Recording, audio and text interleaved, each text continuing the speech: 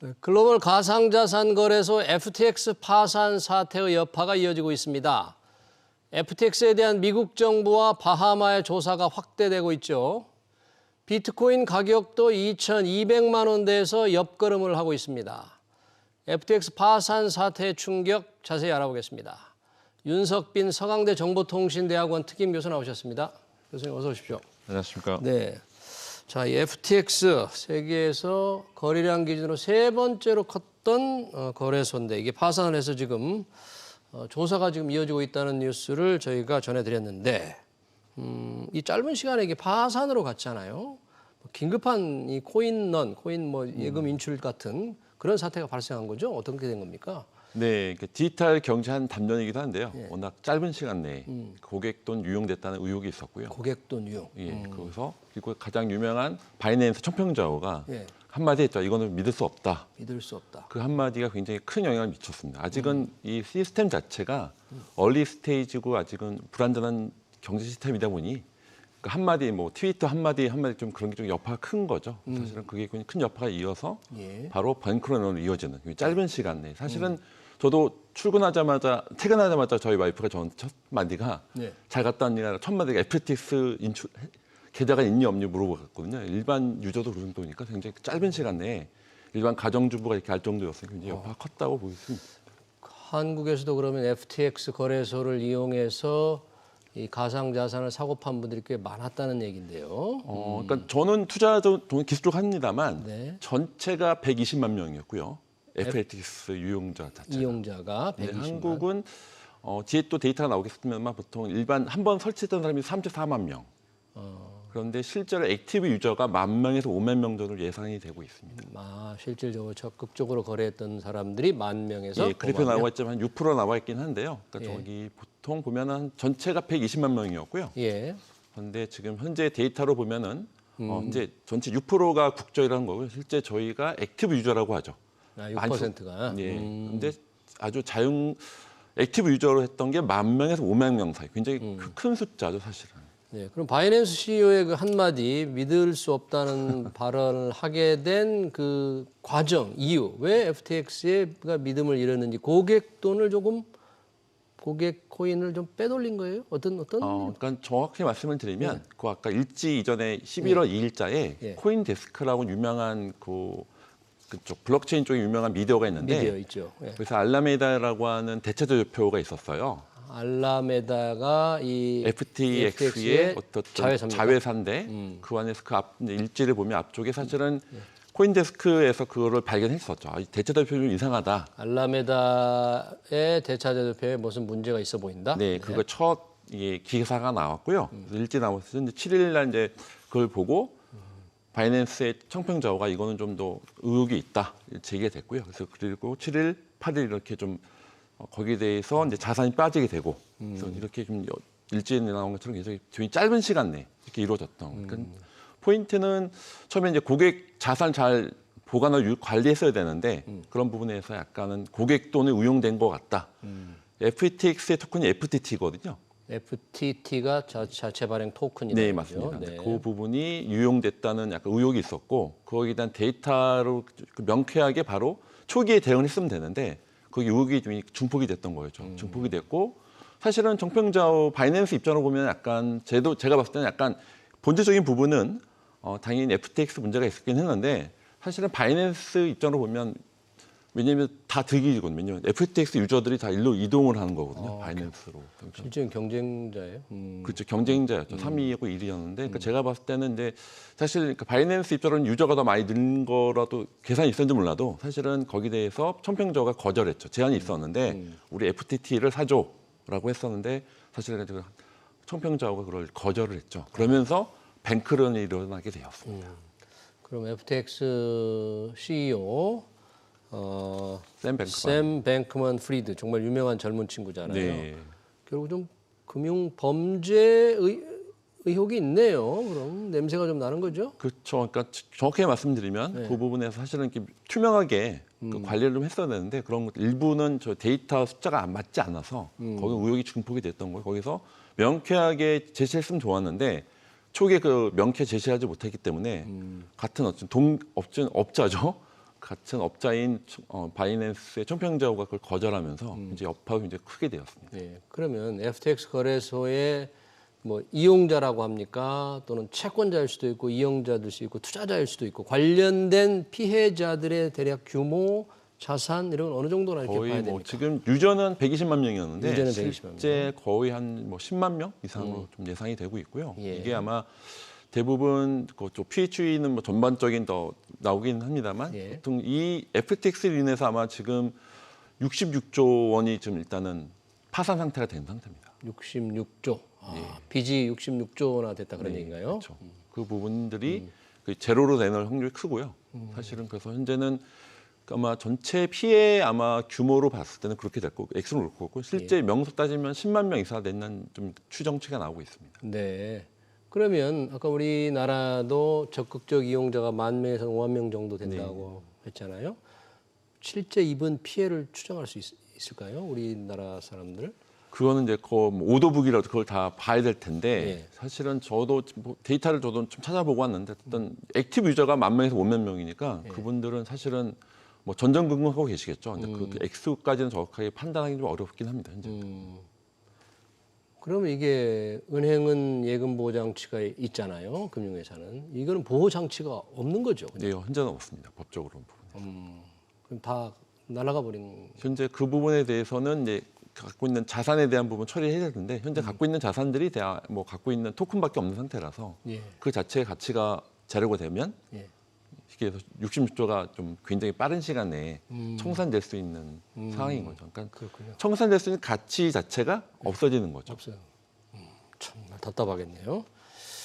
지금 바하마 당국과 미국 당국에 지금 법무부에서 공동으로 지금 조사를 하고 있는데 뭐 네. 바하마에서 무슨 이상 거래 같은 것도 있고 조금 문제가 좀 있습니까? 좀? 왜냐하면 그 보통 조세 피선처라고 하죠. 그래서 바하마나 이제 보통 바이낸스뿐만 아니라 많은 이제 FTX를 놓고 다른 그런 쪽에서 있는데 그런 것들에 대해서 초기에 워낙 대응을 좀 빨리 하고 그런 걸 좀 미리 워닝을 주거나 같이 대처를 했어야 되는 그런 부분에서 약간은 제가 봤을 때는 이런 시스템 아까 말씀하셨던 기존 금융권에서는 사실 예상치 못하는 거죠. 하지만 굉장히 빨리 다이나믹하게 많이 움직였던 부분이 있었고 바하마 정부에서도 왜냐하면 이게 굉장히 본인들의 또 신뢰를 나라에 대한 신뢰도 또 떨어질 수 있는 요건이기 때문에 그런 수사를 하고 있는 걸로 알고 있습니다. 그동안 뭐 우리 증시 주가 떨어지듯이 비트코인, 이더리움 가격 좀 떨어지고 있는 상황이었잖아요. 이번 FTX 파산 사태가 좀 이 시장에는 어느 정도 지금 하락 압력을 주고 있는 겁니까? 당연히 지금 뭐 현재 많은 투자자분들이 아시다시피 이제 떨어지고 있죠. 그런데 특히 솔라나가 굉장히 많이 떨어졌을 거예요. 왜냐하면 솔라나. 왜냐하면 FTX랑 솔라나 굉장히 밀접한 관계에 있거든요. 그렇기 때문에 아마 뒤에 또 나오긴 할 텐데 예. 하락률이 좀 솔라나가 굉장히 큰 폭으로 나올 수 있는 거예요. 최근 34%가 떨어지는 왜냐하면 거예요? FTX 생태계에서 굉장히 큰 솔라나가 굉장히 밀접한 관계에 있어서 그렇고요. 예. 솔라나가 제일 많이 떨어졌지만 나머지 이제 보시는 모든 메이저 비트코인을 비롯한 메이저 코인들이 다 지금 하락을 하고 있죠. 왜냐하면 이 생태가 다 연결돼 있거든요. FTX와 솔라나는 어떻게 깊이 연고가 돼 있나요? 코일란드에서 처음에 그 솔라나에 있는 모든 프로젝트 지원을 많이 했고요. 그래서 이제 예를 들면 뭐 FTX 토큰을 갖고 솔라나에 있는 프로젝트를 많이 지원을 했고요. 그래서 굉장히 밀접한 관계로 돼 있는 걸로 알고 있습니다. FTX 토큰으로 솔라나를 지원했다. 예. 그러면 지금 시장이 찬바람이 불고 있는데 이 좀 회복하기가 당분간 좀 쉽지 않겠네요. 비트코인 코인 시장. 저는 계속 저는 개인적으로 기술적인 부분을 담당하고 있습니다만 그러니까 디지털 자산 시장으로 가긴 가죠. 하지만 이런 것들이 약간 굉장히 단기적으로는 굉장히 큰 악재는 맞습니다. 그래서 단기적인 리만 브라더스 상태다 이렇게 표현하는 경우도 있는데 사실 굉장히 단기적으로는 굉장히 악재는 맞고요. 근데 장기적으로 봤을 때는 제가 봤을 때 어떤 디지털 자산으로 가는 방향은 맞긴 맞죠. 디지털 자산 시장 세계가 열리는 건 맞는데 가는 이거는 길에서 제가 봤을 때 요 FTX 파장은 또 당분간은 좀 지속될 거로 예상됩니다. 다른 거래소들은 유사한 문제 혹시 얘기되는 데 없어요? 네, 그래서 요즘에 크립토닷컴이라든지 크립토닷컴. 네, 그리고 사실 많은 거래소들이 좀 3위였잖아요, FTX가. FTX가 3위조차 이런 시스템이었는데 3위 밑에 있는 거래소들은 어땠을까 얘기를 했을 때는 사실은 많은 의구점들이 있죠. 그리고 청평저우 자체도 바이낸스 CEO도 이런 게 돌려막기가 너무 많다. 돌려막기. 예, 어떻게 하는 거예요? 돌려막기는? 거래소끼리. 거래소끼리 돌려막아준다. 그런 것들이 좀 약간 위험을 좀 얘기했고요. 예. 제가 봤을 때는 이게 아마 FTX 사태로 인해서 지금 당장은 굉장히 어렵지만 이게 약간 좀 정화되고 또 투명될 수 있는 계기가 될 수 있다고 저도 뭐 생각하고 있습니다. 그러면 세계에서 세 번째로 큰 FTX가 이렇게 짧은 시간에 파산을 했는데 우리나라 거래소들도 굉장히 규모가 크지 않습니까? 거래도 네. 활발하고 어떤 고객 자산 보호 시스템 네. 어떻게 좀 믿을만 합니까? 좀 걱정을 해야 하는 상황입니까? 우리는? 지금은 저희 나라에서는 이제 금융이나 이제 많은 이제 규제 위주긴 하죠. 저희 나라는. 그래서 이게 5개 그 메이저 거래소들이 예. 닥사라고 해서 뭐 소비자 보호나 그런 것들에 대한 자율 규제를 하고 있고요. 그런데 사실은 특근법 이후로 그런 특별한 법안이 없기 때문에 지금 현재 뒤에 또 나오겠지만 뭐 디지털 자산 기본법 그런 것들은 현재는 준비 단계라 보시면 됩니다. 근데 아직은 말씀하신 것처럼 법적 체계에 대한 부분이 아직은 없기 때문에 그러니까 저희 나라도 좀 시스템이 비트코인 없는 같은 편이죠. 코인과 가상 자산 시장을 규율하는 이런 법이나 제도가 우리는 아예 없는 상태다 이거죠. 특별금융법이라고요. 네, 특별금융법. 그거 특근법이라고 해서 그거는 FATF에서 예. 그러니까 뭐 테러 방지 예. 그런 좀 위주로만 돼 있는 거죠. 이제 그런 것만 적용돼 있는 상태고요. 예. 현재는 디지털 자산 기본 업법에 대한 것들은 현재 없다고 보시면 되고요. 현재 만들어 가고 있는 과정 중에 있습니다. 만들어간다. 그러면 지금 만들어간다는 건 디지털 자산 기본법을 이제 새로 제정을 한다는 건데 네. 우리 윤석열 대통령도 왜 대선 공약으로 내걸었잖아요. 네. 그런 그 법안 준비 작업은 어떻게 지금 되고 있어요, 우리는?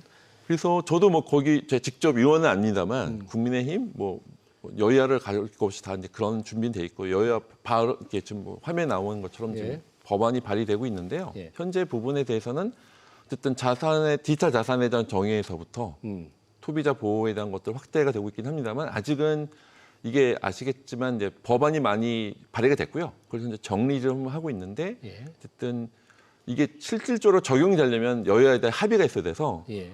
빠른 시간에 하면 좋긴 할 텐데 뭐 시간은 좀 오래 뭐 내년 내후년 정도로 예상을 하고 있습니다. 많은 분들이. 아, 그래요. 이 디지털 자산 기본법이 올해 국회를 통과하거나 이럴 가능성은 이렇게 높지 않아. 굉장히 할 일이 많아서 그렇게 되지 네, 않을 좀 거군요. 아직은 이제 뭐 거의 어저께도 뭐 민당정 이렇게 예. 간담회가 있은 상태고요. 예. 아직은 굉장히 초안이라 보시면 되고, 아, 지금은 네, 그럴 때 넘어야 될 산이 많다 보이죠. 넘어야 될 사람이 많아요. 그럼 가장 중요한 부분이 고객 자산 그렇죠. 소비자 보호에 대한 소비자 보호 장치예요. 네.